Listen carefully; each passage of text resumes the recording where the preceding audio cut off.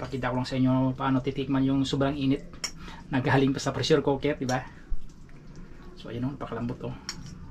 So hiwain lang natin oh. Napakalambot oh.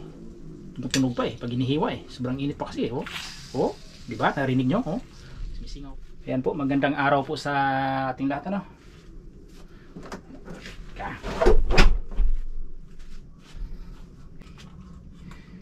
Magluluto tayo. Diretsuhan na to. Bali diretso na po tayo sa pagluluto. Ito ay gagawin nating humba. So hindi ko na pinapakita kanina yung pagluto nito, yung pagtanggal ng kanyang mantika. So nagbawas na tayo ng mantika nito kanina. Ayan. Ito na po yung kanyang mantika na ibawas natin. Bali na pa ano na natin siya. Naluto na siya, tanggalan ng mantika. So ito po yung ating mga sangkap ano. Meron tayong black beans, bulaklak ng saging, saka bawang, sibuyas, at saka asukal, paminta, yun, asin, tuyo. So kukunin ba natin yung iba ditong tuyo. Yan. Yan, magigisa lang po tayo para magkaroon siya ng ano, bango. So panoorin po natin ang buong pagproseso sa aking paggawa ng humba. Ay humbang Bisaya. Yun. Bali dalawang bawang nilalagay natin para talagang maano yung amoy ng bawang.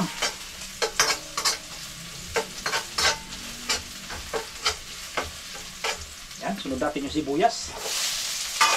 Isang buong sibuyas na malaki. Lagyan natin ng mantika.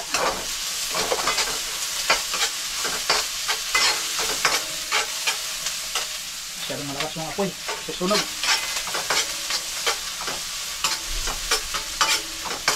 So marami na po akong napanood ng mga nagko-content ng ganito. Pagluluto ng mga ulam na ganito. Ito sa akin ibang version naman to. Yan.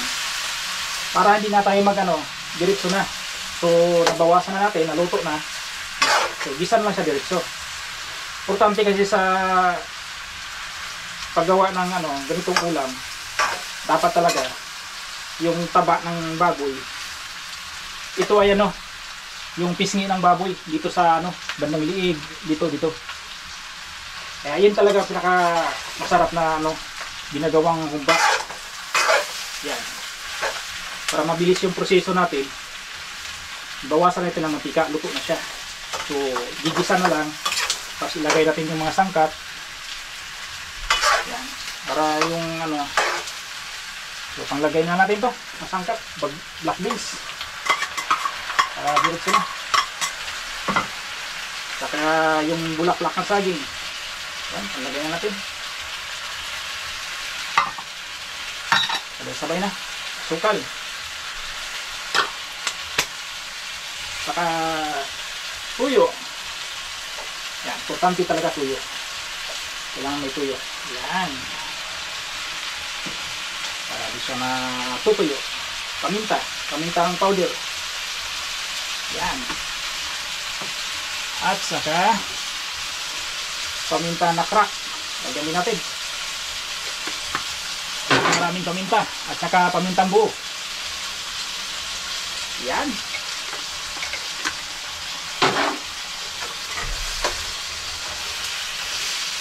Nagkatas na siya. Nagkatas na po siya. Nagkatas. Haluan na natin.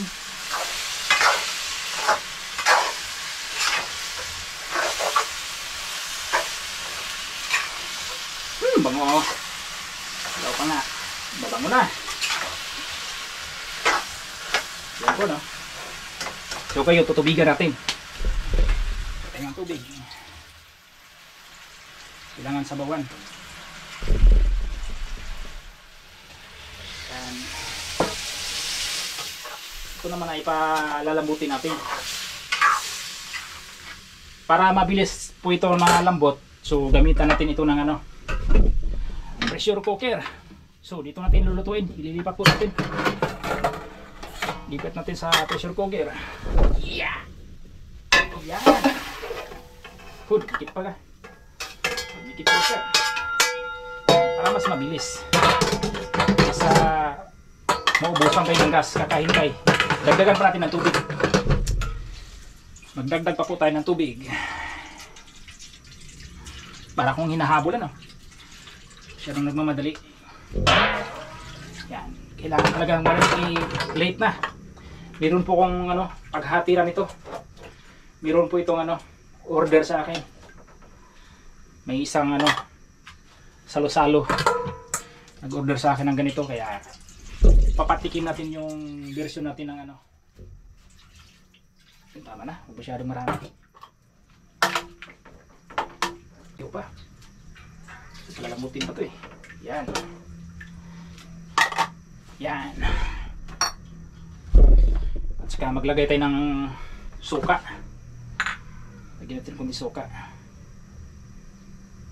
Para magano yung lasa. Yan. Okay.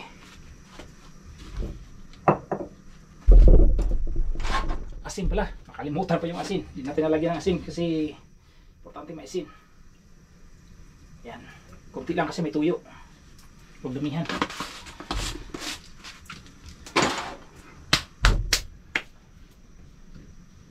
Kulang ng tuyo. Okay.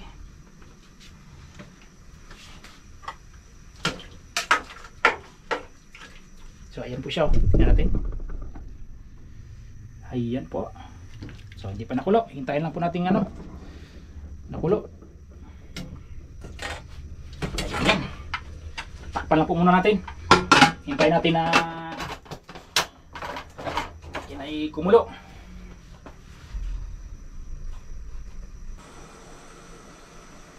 Yan, pag sumingaw na siya, bibilang tayo ng hanggang 20 minutes. Malambot na po yan. Ganun lang.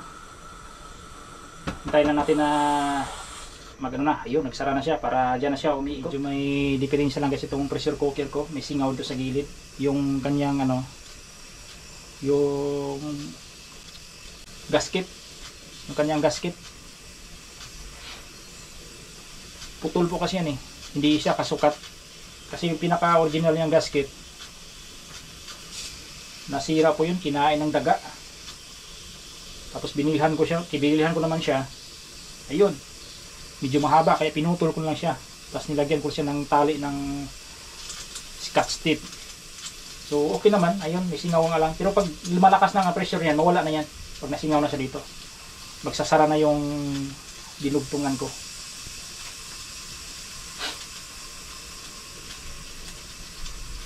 So napakinabangan pa rin kahit papaano. Mali kasi yung pag-order ko eh.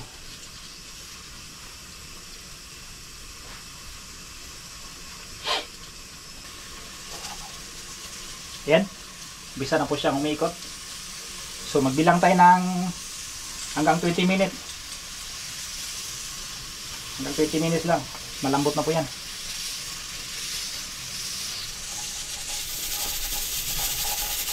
Ayan, tapos na po yung oras natin. Tayo magpapatay na ng apoy. At ito hihintay natin mawala yung pressure para mabuksan at matikman natin.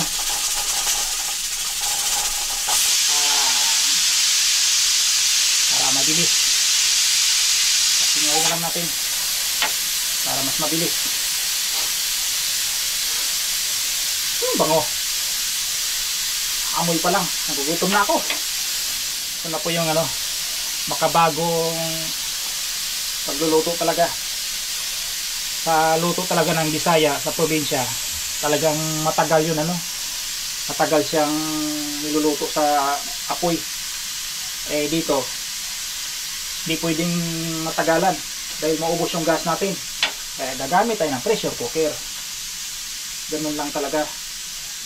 Sa probinsya kasi walang problema kung kahoy ang gagamitin sa pagluluto.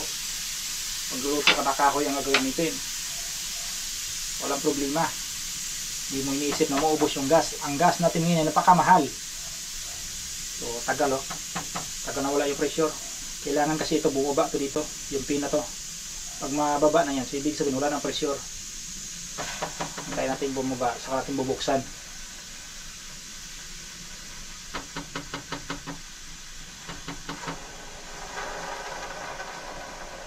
Ayun, ayun, ayun, ayun, ayun. Kaya ingat talaga tayo sa paggamit ng ganito. Pag hindi alam, pag binuksan mo diretso yan, patay ka. Sasabog yan. Kaya kailangan mag-ingat talaga. Kailangan alam mong gamitin. Kailangan pababain natin itong pin na to. Pag bumaba yan, ibig sabihin wala na siyang pressure. Yung iba kasi niyan, inano sa tubig, ilalagay ito sa tubig para mawala kagad yung init niya, yung pressure niya. O sa akin, ganito lang paraan ko. Iyon, bumaba na siya. So, pwede natin buksan. Ayan, ayan, ayan, ayan. So, tingni, tingni. Ayan. Ayan po. Oh. Napakalambot na. Ayan, so magtikim tayo. Ngayon ay magtitikim tayo habang mainit na mainit. Huwag lang sana tayo mapaso, ano? Ayan. Ayan. So, tikman muna natin to. Ayan, papakita ko lang sa inyo paano titikman yung sobrang init. Nagaling pa sa pressure cooker, diba? So, ayan o, napakalambot o. So, hiwain lang natin o. Napakalambot o. Tunog pa eh, pag inihiwa eh. Sobrang init pa kasi eh, o. O, diba? Narinig nyo, o. Sumisingaw pa, tapos kakainin na yan. O, sobrang init.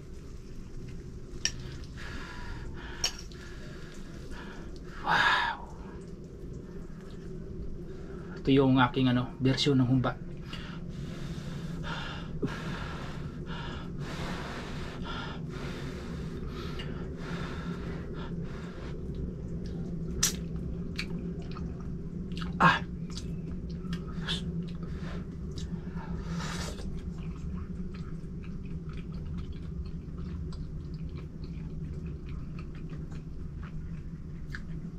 Ang sarap.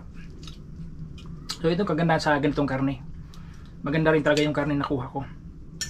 Dahil yung laman niya, laman tapos itaba laman, laman taba. Makapal yung laman, makapal yung taba. Yan magandang klase. Ito talaga maganda pang humba. Kaya hindi ka maumay kagad sa taba lang kasi may laman din siya. So ayun lang po na. Hanggang dito lang po muna tayo. Maraming pong salamat sa ating mga viewers, mga manonood sa atin at sa higit sa lahat sa ating mga subscriber. Maraming po salamat sa inyo lahat. Hanggang dito lang po muna tayo. God bless you all.